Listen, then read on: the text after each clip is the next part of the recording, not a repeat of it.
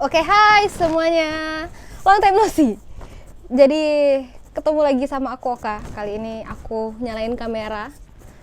Walaupun kayaknya ada yang nggak setuju ya, tapi it's okay. Jadi hari ini aku mau lanjut lagi baca buku Harry Potter dan Tawanan Azkaban. Terakhir kita udah sampai ke chapter 15 kalau nggak salah ya.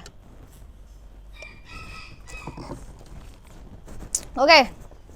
Jadi karena ini aku nyalain video, jadi aku mau sedikit promosi nih. Jadi aku udah baca buku Harry Potter. Buat yang pertama kali lihat video ini, aku itu udah baca buku Harry Potter dari seri pertama. Sekarang udah masuk ke seri ketiga. Jadi buat kalian yang pengen coba dengar aku baca buku ini dari yang buku pertama, itu boleh langsung lihat di description. Aku udah kasih linknya, playlistnya lengkap. Jadi gampang banget buat kalian kalau mau dengar. Oke, kebanyakan ngemeng. Kita langsung sampai mana? Lah, mana? Oh ini. Ya, chapter 16. Ramalan Profesor Trelawney. Aduh. That's tough. Ramalan Profesor Trelawney. Kegembiraan Harry karena berhasil memenangkan piala Quidditch berlangsung kira-kira seminggu. Bahkan cuaca seperti ikut merayakan kemenangan ini. Menjelang bulan Juni, langit bersih tak berawan dan hawa menjadi panas serta pengap. Yang ingin dilakukan anak-anak hanyalah berjalan-jalan di halaman dan duduk-duduk di atas rumput sambil membawa beberapa liter jus labu kuning. Mungkin bermain gobstone dengan santai atau menonton cumi-cumi raksasa mengambang mencari hawa di tengah danau. Tetapi mereka tak bisa melakukannya. Ujian hampir tiba dan alih-alih bermalas-malasan di luar, anak-anak terpaksa tinggal di dalam kastil, berusaha memaksa otak mereka untuk berkonsentrasi, sementara aroma musim panas yang menggiurkan masuk melalui jendela. Bahkan Fred dan George Weasley tampak belajar. Mereka sebentar lagi akan ujian OWL. Ordinary Wizarding Levels atau level sihir umum. Percy mempersiapkan diri untuk menghadapi Newt. Newt adalah Nastily Exhausting Wizard Test atau ujian sihir yang luar biasa melelahkan. Ini serius nih, Nastily. Kualifikasi tertinggi yang ditawarkan Hogwarts. Karena Percy ingin masuk ke Kementerian Sihir, dia perlu mendapat nilai-nilai top. Dia menjadi cepat marah dan memberikan hukuman berat kepada siapa saja yang mengganggu ketenangan ruang rekreasi di sore hari. Satu-satunya orang yang lebih tegang dari Percy adalah Hermione. Harry dan Ron sudah menyerah, tak pernah bertanya lagi bagaimana Hermione bisa ikut beberapa mata pelajaran dalam waktu yang bersamaan. Tetapi mereka tak tahan lagi ketika melihat jadwal ujian yang telah dibuat Hermione sendiri. Deretan pertama berbunyi, Senin, jam 9 pagi 9.00 Arithmancy, jam 9.00 Transfigurasi. Makan siang, jam 1 siang, jam 13.00 Jimat dan Guna-Guna, jam 13.00 Rune Kuno. Hermione, Ron berkata hati-hati karena Hermione cenderung meledak jika diganggu hari-hari ini. Apakah kau yakin kau menyalin jadwal ini dengan benar? Apa? Sentak Hermione seraya mengambil jadwalnya dan mengamatinya. Ya, tentu saja. Apakah ada gunanya bertanya bagaimana kau bisa ikut dua ujian pada saat yang bersamaan? Tanya Harry. Tidak, tukas Hermione pendek. Apa kalian melihat buku numerologi dan gramatikaku? Oh iya, aku meminjamnya untuk bacaan sebelum tidur, kata Ron. Tetapi amat pelan. Hermione mulai menggeser-geser tumpukan perkamen di atas mejanya mencari-cari buku itu. Saat itu terdengar gesekan di jendela, lalu Hedwig terbang masuk, paruhnya menggigit surat erat-erat. Dari Hagrid, kata Harry merobek sampulnya. Banding Buckbeak sudah ditentukan, tanggal 6. Itu hari terakhir ujian kita, kata Hermione masih mencari-cari buku arithmancy-nya. Dan mereka akan datang ke sini untuk melakukannya, kata Harry masih membaca suratnya. Seorang petugas dari Kementerian Sihir dan Algojo. Hermione mendongak kaget. Mereka membawa Algojo untuk naik banding. Itu kan sepertinya mereka sudah mengambil keputusan. Iya, kata Harry perlahan. Tak bisa, gerung Ron. Aku sudah melewatkan berabad-abad membaca bahan-bahan untuk naik bandingnya. Mereka tak bisa mengabaikannya begitu saja.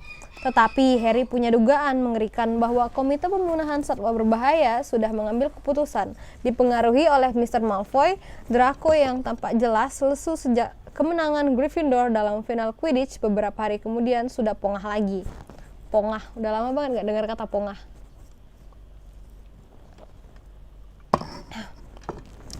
Dari komentar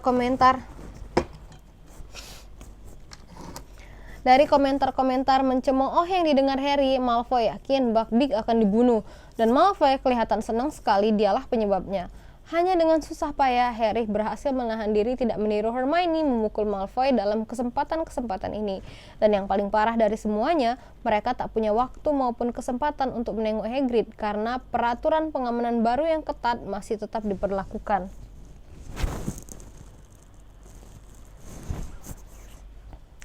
Masih tetap diberlakukan.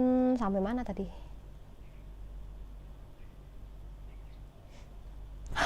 Dan Harry tidak berani mengambil jubah gaibnya dari bawah si nenek sihir bermata satu.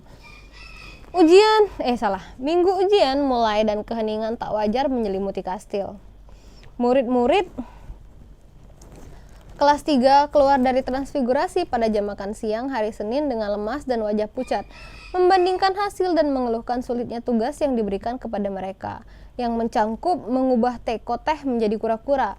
Hermione membuat teman-temannya jengkel dengan meributkan bagaimana kura-kuranya tampak lebih menyerupai penyu air, padahal yang lain jauh lebih parah dari itu. Punyaku, ekornya masih ceret teko, mengerikan sekali. Apakah kura-kura bisa mengeluarkan asap kalau bernafas? Punggungnya masih bergambar pohon dedalu. Menurutmu apakah nilaiku akan dikurangi karena ini? Kemudian setelah makan siang yang terburu-buru, mereka kembali ke atas lagi untuk ujian jimat dan guna-guna. Hermione benar, Profesor Flitwick menguji mereka dengan jampi jenaka. Hermione melakukannya secara berlebihan karena dia tegang. Akibatnya, Ron yang menjadi partnernya tertawa histeris tak henti-hentinya dan harus dibawa ke kelas kosong untuk menenangkan diri. Dan baru sejam kemudian dia sendiri bisa melakukan jampi jenakanya. Enak banget ya kalau kita lain lagi sedih nih, di sihir aja jadi happy langsung. Selesai makan malam, anak-anak bergegas kembali ke ruang rekreasi masing-masing. Bukan untuk bersantai, melainkan untuk mulai belajar pemeliharaan satwa gaib, ramuan, dan astronomi. Hagrid memberikan ujian pemeliharaan satwa gaib dengan pikiran tidak berkonsentrasi keesokan paginya. Pikirannya sama sekali tidak pada ujian itu. Dia menyediakan satu bak besar penuh cacing flubber segar dan memberitahu murid-muridnya bahwa untuk bisa lulus, cacing flubber mereka harus masih hidup setelah lewat 1 jam. Karena cacing flubber tumbuh paling subur kalau dibiarkan saja, ini ujian paling mudah yang mereka hadapi. Dan juga memberitahu Harry, Ron, dan Hermione memberi Harry, Ron, dan Hermione banyak kesempatan untuk berbicara dengan Hagrid. Diki agak stres, kata Hagrid kepada mereka membungkuk rendah berpura-pura memeriksa apakah cacing flubber Harry masih hidup. Terlalu ramah dikurung, tapi kita tak tahu lusa bagaimana nasibnya. Mereka ujian ramuan sore itu dan merupakan bencana besar. Bagaimanapun Harry berusaha, dia tak bisa membuat larutan linglungnya mengental. Dan Snape yang berdiri mengawasi dengan sikap puas dan senang menuliskan sesuatu yang mencurigakan seperti angka 0 sebelum dia pergi. Kemudian tibalah saat ujian astronomi di tengah malam. Di atas menara yang paling tinggi, dalam ujian sejarah sihir pada hari Rabu pagi, Harry menuliskan segala sesuatu yang pernah diceritakan Florian Fortescue kepadanya tentang perburuan para penyihir di abad pertengahan. Sementara dalam hati ingin sekali rasanya makan es krim kelapa kacang Fortescue di dalam kelas yang gerah itu. Rabu sore berarti herbology, dalam rumah-rumah kaca di bawah siraman cahaya matahari yang panas membara. Kemudian kembali ke ruang rekreasi sekali lagi dengan tengkuk mereka panas terbakar sinar matahari, membayangkan betapa asyiknya besok malam ketika semua ini sudah berlalu. Ujian kedua sebelum yang terakhir pada hari Kamis pagi adalah pertahanan terhadap ilmu hitam. Profesor Lupin telah menyiapkan ujian paling luar biasa bagi mereka. Berbagai rintangan di udara terbuka. Mereka harus berjalan mengarungi kolam dalam yang berisi Grindylow, melewati lubang-lubang berisi red cap, berjalan dengan susah payah menyeberangi rawa, mengabaikan petunjuk menyesatkan dari Hinkipang, kemudian memasuki peta tua besar untuk berhadapan dengan Bogart baru. Bagus sekali, Harry, gumam Lupin ketika Harry memanjat turun dari dalam peti nyengir. 10.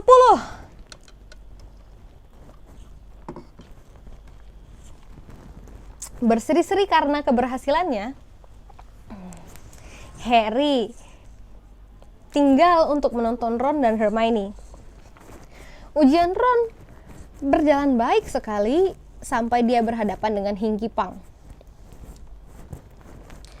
yang berhasil membuatnya bingung sehingga dia terbenam sampai pinggang dalam lumpur rawa. Hermione melakukan segalanya dengan sempurna sampai dia memasuki peti berisi Bogart. Kira-kira semenit setelah berada dalam peti, dia menghambur keluar berteriak-teriak. Hermione, kata Lupin terperanjat. Ada apa? Profesor McGonagall, kata Hermione tersendat. Dia bilang semua ujianku tidak lulus. Perlu beberapa waktu untuk menenangkan Hermione. Ketika akhirnya dia sudah bisa menguasai diri, Hermione, Harry, dan Ron kembali ke kastil. Ron masih ingin tertawa kalau ingat Bogart Hermione.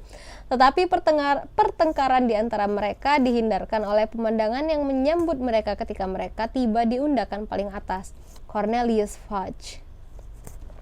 Sedikit berkeringat dalam jubah bergarisnya, berdiri di sana memandang ke halaman. Dia kaget melihat Harry. Halo Harry, katanya. Sedang ujian kan? Hampir selesai? Ya, jawab Harry. Hermione dan Ron yang tidak selevel bicara dengan Pak Menteri dengan canggung mondar-mandir menunggu di belakang Harry. Hari yang indah, kata Fudge memandang danau. Sayang. Dia menghela nafas dalam-dalam dan menunduk memandang Harry. Aku di sini untuk tugas yang tidak menyenangkan, Harry. Komite pemunahan satwa berbahaya memerlukan saksi untuk pembantaian Hippogriff gila. Mengingat aku perlu mengunjungi Hogwarts untuk mengecek perkembangan masalah Black, aku diminta menjadi saksi. Apakah itu berarti bandingnya sudah selesai? Ron maju menyela. Belum, bandingnya dijadwalkan sore ini, kata Fudge memandang Ron dengan ingin tahu. Kalau begitu, Anda belum tentu harus menyaksikan pembantaian, ujar Ron tegas. Siapa tahu Hippogriff itu bebas. Sebelum Fudge bisa menjawab, dua penyihir muncul dari pintu kastil di belakang. Salah satunya sudah tua sekali sehingga tampak merentah di depan mata mereka. Satunya lagi tinggi, tegap, dengan kumis hitam tipis. Harry menyimpulkan mereka petugas-petugas komite pemunahan satwa berbahaya.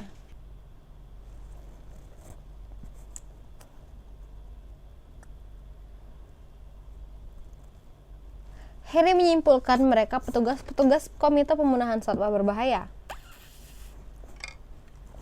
Karena penyihir yang sudah tua renta memandang ke arah Pondok Hagrid dan berkata dengan suara lemah, Wah, aku sudah terlalu tua untuk urusan begini. Pukul 2 kan, Fudge? Si laki-laki berkumis hitam mengelus sesuatu di pinggangnya. Harry memandang ke arah itu dan melihat ibu jari laki-laki itu mengelus mata kapak yang tajam berkilau. Ron membuka mulut untuk mengatakan sesuatu, tetapi Hermione menyikut rusuknya dengan keras dan mengedikan kepalanya ke arah aula depan. Kenapa kau menyetopku? Kata Ron gusar ketika mereka memasuki aula besar untuk makan siang. Apakah kau melihat mereka? Mereka bahkan sudah menyiapkan kapak. Keadilan harus ditegakkan. Ron, ayahmu bekerja di kementerian. Kau tak bisa mengatakan hal-hal seperti itu kepada bosnya, kata Hermione. Tetapi Hermione sendiri tampak sangat cemas. Asal Hagrid bisa tenang kali ini dan mengajukan pembelaan dengan benar, tidak mungkin mereka membantai Buckbeak. Tetapi Harry bisa melihat Hermione tidak sepenuhnya yakin pada apa yang dikatakannya. Di sekeliling mereka, anak-anak mengobrol dengan bergairah seraya menyantap makan siang mereka dengan riang menunggu saat akhir ujian sore itu. Tetapi Harry, Ron, dan Hermione yang sangat mencemaskan Hagrid dan Buckbeak tidak bisa ikut senang. Ujian terakhir Harry dan Ron adalah ramalan, sedangkan ujian terakhir Hermione adalah telaah magel. Mereka menaiki tangga pualam bersama-sama. Hermione meninggalkan mereka di lantai 1, sementara Harry dan Ron naik terus sampai ke lantai 7. Sebagian besar teman mereka sedang duduk di tangga spiral yang menuju ke kelas Profesor Trelawney, berusaha mengulang pelajaran pada menit-menit terakhir. Dia menguji kita sendiri-sendiri, Neville memberitahu kepada Ron dan Harry duduk di sebelahnya. Buku menyingkap kabut masa depan terbuka di pangkuan Neville pada halaman yang mengupas tentang membaca bola kristal. Apakah kalian pernah melihat sesuatu di dalam bola kristal? Dia menanyai mereka dengan muram. Tidak, jawab Ron enteng. Dia berulang-ulang menengok arlojinya. Harry tahu Ron menunggu waktu naik banding bak dimulai. Antrian anak-anak di depan kelas lambat sekali bertambah pendek. Setiap kali ada anak yang menuruni tangga perak, semua temannya berdesis. Dia tanya apa? Gampang tidak? Tetapi mereka semua menolak menjawab. Dia bilang bola kristal mengatakan padanya bahwa kalau aku memberitahu kalian, aku akan mengalami musibah mengerikan. Cicit Neville ketika dia menuruni tangga menuju Harry dan Ron yang sekarang sudah sampai di kaki tangga. Bagus sekali, dengus Ron. Tahu tidak, aku mulai berpikir bahwa benar juga pendapat Hermione tentang dirinya. Ron mengacungkan ibu jarinya ke pintu tingkap di atas. Dia tukang tipu. Ya, kata Harry memandang arlojinya sendiri, sekarang sudah pukul 2. Cepat sedikit kenapa sih? Parvati menuruni tangga dengan wajah bangga berseri-seri. Dia bilang aku punya bakat menjadi peramal sejati, katanya kepada Harry dan Ron. Banyak sekali yang kulihat. Nah, semoga sukses. Dia bergegas menuruni tangga spiral bergabung dengan Lavender. Ronald Weasley, panggil suara sayup-sayup dari atas kepala mereka. Ron menyeringai kepada Harry lalu menaiki tangga perak dan menghilang dari pandangan. Sekarang tinggal Harry satu-satunya yang belum maju ujian. Dia duduk di lantai bersandar ke dinding mendengar lalat-lalat yang berdengung di jendela yang terkena cahaya matahari. Pikirannya melayang menyeberang halaman ke tempat Hagrid. Akhirnya kira-kira setelah 20 menit kaki Ron yang besar muncul di tangga. Bagaimana? Kata Harry menanyainya seraya bangkit. Omong kosong, kata Ron. Aku tidak melihat apa-apa, jadi ku kurang-kurang saja. Tapi kelihatannya dia tak yakin. Sampai bertemu di ruang rekreasi, gumam Harry ketika terdengar suara Profesor Trelawney memanggilnya. Harry Potter. Ruang menara lebih panas dari biasanya. Gorden-gorden tertutup. Api di perapian menyala dan bau memusingkan yang bisa membuat Harry terbatuk ketika dia melewati kerumunan kursi dan meja menuju tempat Profesor Trelawney duduk menunggunya menghadapi bola kristal.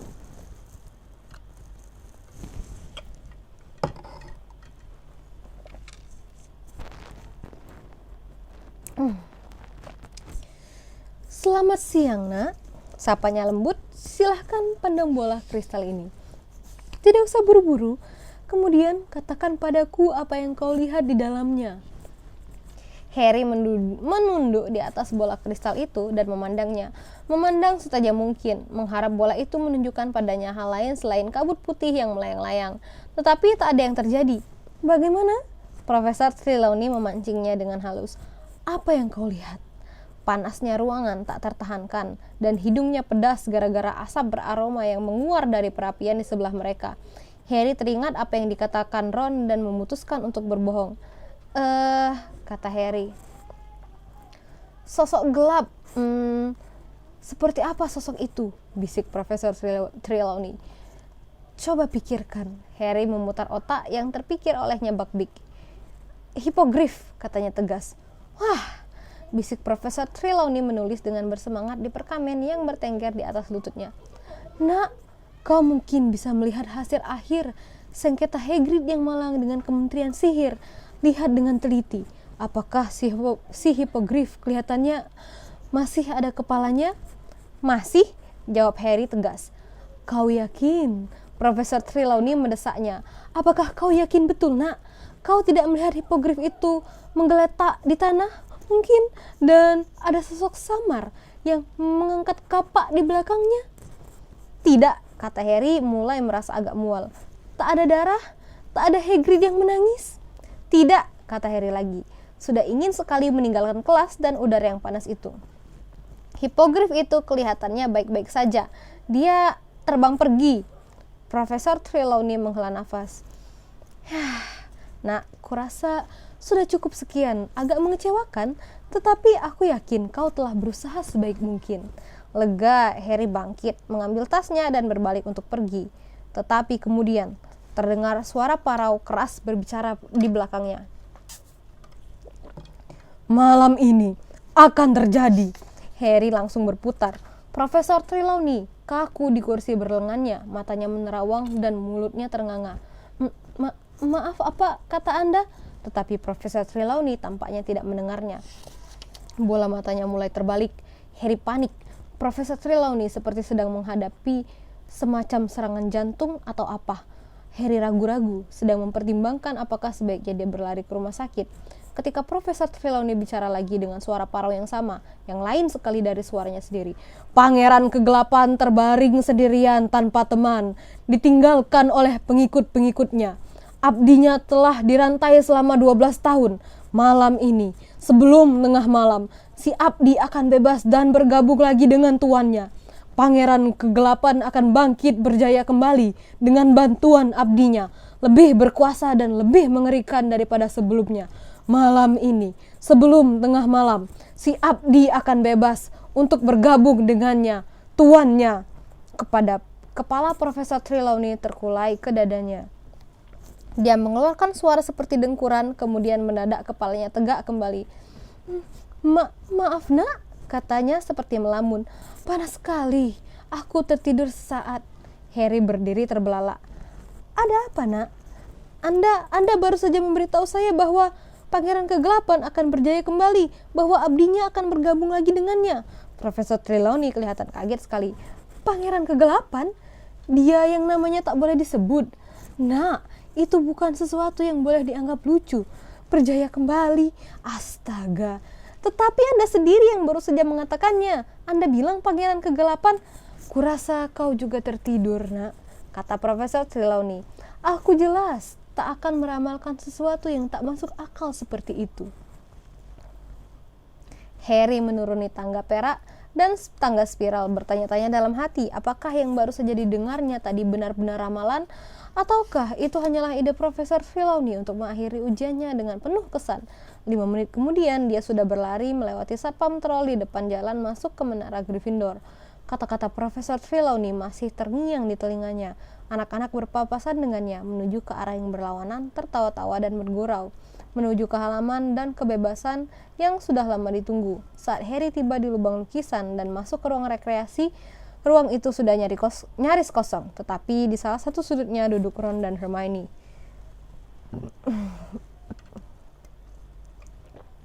"Profesor Trelawney," Harry tersengal, "baru saja memberitahuku." Dia berhenti mendadak melihat wajah mereka. "Bakbikalah," kata Ron lesu. "Hagrid baru saja mengirim ini." Surat Hagrid kering kali ini. Tak ada air mata yang tercucur, tetapi tangannya rupanya bergetar keras saat menulisnya, sehingga suratnya nyaris tak bisa dibaca. Tulisannya. Wait, can you see? Ya ginilah intinya ya. "Banding kalah, mereka akan begal dia setelah matahari terbenam. Tak ada yang bisa kalian lakukan, aku tak mau kalian saksikan itu. Hagrid." "Kita harus ke sana," kata Harry segera. "Dia tak boleh duduk sendirian menunggu kedatangan Algojo." "Tapi setelah matahari terbenam," kata Ron menerawang keluar jendela dengan pandangan kosong. "Kita tak diizinkan, apalagi kau, Harry." "Kalau saja jubah gaib ada pada kita." "Di mana jubah itu?" tanya Hermione. Harry bercerita bagaimana dia meninggalkannya di lorong di bawah patung nenek sihir bermata satu. "Kalau Snape lihatku berada dekat-dekat patung itu, habis deh aku," dia menyelesaikan ceritanya. "Betul," kata Hermione bangkit, "kalau dia melihatmu. Bagaimana tadi cara membuka punuk si nenek sihir?" Ketuk saja dan bilang Descendium," kata Harry. Tapi Hermione tidak menunggu Harry menyelesaikan kalimatnya. Dia menyeberangi ruangan, mendorong lukisan si Nyonya Gemuk sampai terbuka dan lenyap dari pandangan. "Dia tak pergi mengambilnya, kan?" kata Ron masih memandang ke arah Hermione pergi. Ternyata Hermione mengambilnya. Dia muncul lagi 1/4 jam kemudian dengan jubah keperakan itu terlipat tersembunyi di balik jubahnya. "Hermione, aku tak mengerti kau kerasukan apa belakangan ini," kata Ron tercengang. "Mula-mula kau menampar Malfoy, kemudian begitu saja meninggalkan kelas Profesor Trelawney." Hermione tampak tersanjung. "Hidungku gatel, ya Allah. Kenapa setiap aku rekam muka selalu gatel ya? Ada yang salah kali." Gatal banget. Merah dah, merah.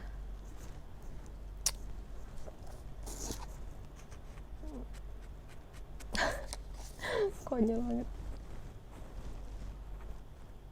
Oke, next. Mereka turun untuk makan malam bersama yang lain, tetapi tidak kembali ke menara Gryffindor sesudahnya. Harry sudah menyembunyikan jubah gaib di balik jubahnya. Dia harus menyilangkan tangan di depan dada untuk menyamarkan bagian depan jubahnya yang menggelembung. Mereka bersembunyi di dalam ruangan kosong di sebelah aula depan, mendengarkan sampai mereka yakin aula sudah sepi. Mereka mendengar dua anak terakhir bergegas menyeberangi aula dan pintu yang terbanting. Hermione menjulurkan kepala dari pintu. "Oke," dia berbisik, "tak ada orang lagi. Pakai jubahnya." Berjalan sangat rapat agar tidak ada yang melihat, mereka berjingkat menyeberangi aula di bawah lindungan jubah gaib. Kemudian menuruni undakan batu dan melangkah ke halaman. Matahari sudah terbenam di balik hutan terlarang, menyepuh keemasan dahan-dahan perpohonan yang paling atas. Mereka tiba di pondok Hagrid dan mengetuknya. Semenit kemudian, baru Hagrid membuka pintu. Hagrid memandang berkeliling mencari-cari tamunya. Wajahnya pucat dan tubuhnya gemetar. "Ini kami," desis Harry. "Kami memakai jubah gaib. Biarkan kami masuk supaya bisa melepasnya." "Seharusnya kalian tidak datang," bisik Hagrid, tetapi dia melangkah mundur dan mereka bertiga masuk. Hagrid cepat-cepat menutup pintu dan Harry menarik terbuka jubah gaibnya. Hagrid menangis. Dia pun tidak menghambur memeluk mereka. Dia tampak seperti orang yang tak tahu di mana dia berada atau apa yang harus dilakukannya. Ketidakberdayaan ini lebih mengenaskan daripada air mata. "Mau teh?" dia menawari. Tangannya yang besar gemetar ketika menjangkau kettle. "Di mana Buckbeak, Hagrid?" tanya Hermione ragu-ragu. Aku bawa keluar," kata Hagrid. Susu berceceran di atas meja ketika Hagrid menuangnya ke dalam teko. "Biar dia aku tambatkan di kebun labuku. Kupikir dia harus lihat pohon-pohon dan hirup udara segar sebelum..." Tangan Hagrid bergetar begitu kerasnya sehingga teko susu terlepas dari pegangannya dan pecah berkeping-keping di lantai. "Biar aku saja, Hagrid," kata Hermione cepat-cepat. Dia bergegas mendekati Hagrid dan membersihkan lantai.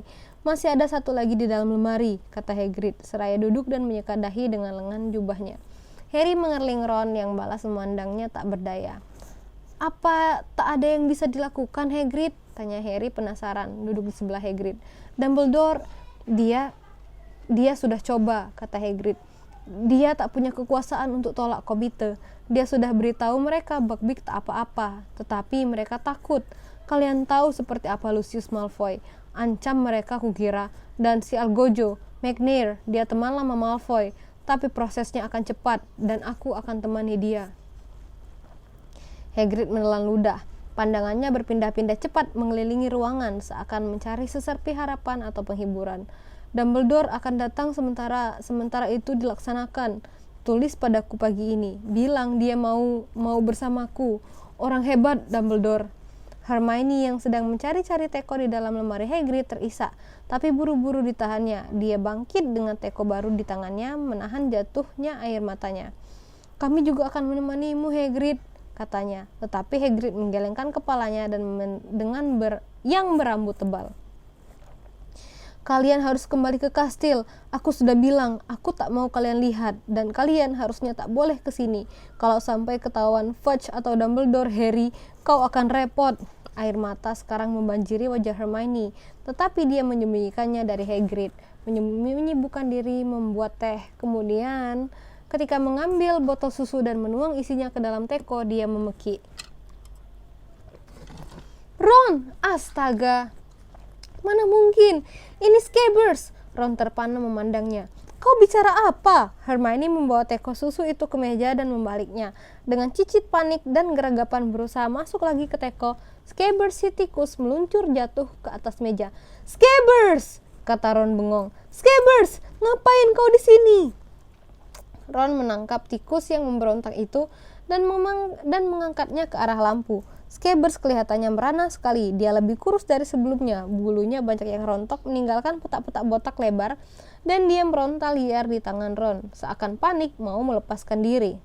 "Jangan takut, Scabbers," kata Ron. "Tak ada kucing, tak ada yang akan melukaimu di sini." Hagrid mendadak bangkit, matanya terpaku ke jendela. Wajahnya yang biasanya kemerahan kini berubah pucat perkamen. Harry, Ron, dan Hermione berbalik. Segerombolan laki-laki sedang menuruni undakan kastil dari kejauhan. Di depan tampak Albus Dumbledore. Jenggot peraknya berkilau di tempat sinar matahari yang tersisa. Di sebelahnya berjalan Cornelius Fudge. Di belakang mereka si anggota komite yang tua dan lemah dan si Algojo McNair. Kalian harus pergi, kata Hagrid, sekujur tubuhnya gemetar. Mereka tak boleh temukan kalian di sini. Pergilah, sekarang. Ron menjejalkan Scabbers ke dalam sakunya dan Hermione memungut jubah gaib. Ku antar kalian keluar lewat pintu belakang, kata Hagrid. Mereka mengikutinya ke pintu dan membuka ke halaman belakang pondok. Harry merasa sedang bermimpi, lebih-lebih lagi ketika dia melihat Buckbeak beberapa meter di kejauhan, tertambat di pohon di belakang kebun labu kuning Hagrid. Buckbeak tampaknya tahu sesuatu sedang berlangsung. Dia menolehkan kepalanya yang tajam ke kanan dan ke kiri, dan kakinya mengais-ngais tanah dengan cemas. Tak apa-apa, Bicky, kata Hagrid lembut. Tak apa-apa. Hagrid menoleh memandang Harry, Ron, dan Hermione. Ayo, katanya, pergilah. Tetapi mereka tidak bergerak. Hagrid, kami tak bisa. Kami akan menceritakan kepada mereka apa yang sebenarnya terjadi. Mereka tak boleh membunuhnya. Pergi, kata Hagrid tegas. Keadaan sudah cukup buruk tanpa kalian juga dapat kesulitan. Mereka tak punya pilihan. Sementara Hermione mengerudungkan jubah gaib ke atas Harry dan Ron. Mereka mendengar suara-suara di depan pondok. Hagrid memandang ke tempat mereka baru saja menghilang.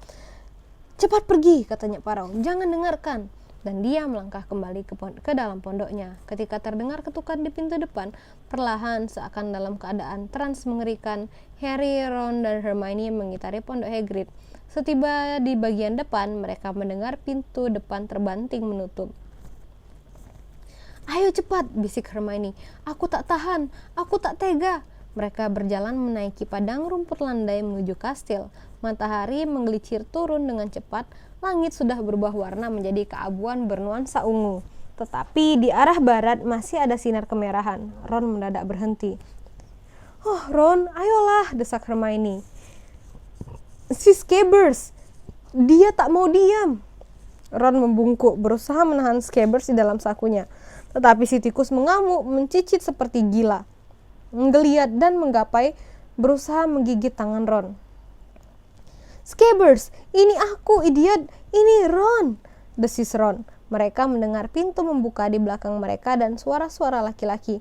Oh Ron, ayo jalan, mereka akan melaksanakannya, desah Hermione. Oke, Scabbers, diam dulu. Mereka berjalan lagi.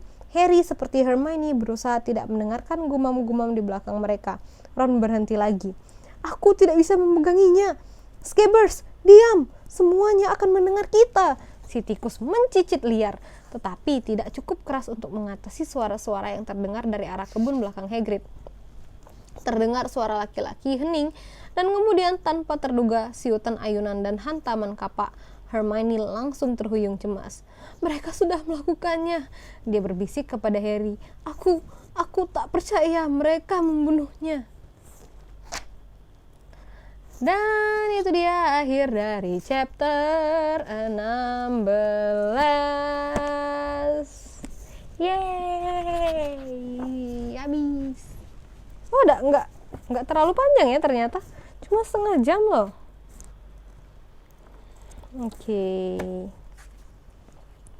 Oke, makasih banget buat yang ternyata Scabbers masih hidup ya setelah perang dingin antara Ron dan Hermione. Ternyata semuanya itu useless. Oke, jadi itu dia tadi akhirnya udah selesai. Sampai ketemu lagi di video-video selanjutnya. Thank you so much. Kasih tanggapan kalian tentang chapter ini, gimana menurut kalian? Oke, di komen ya. Bye bye, thank you.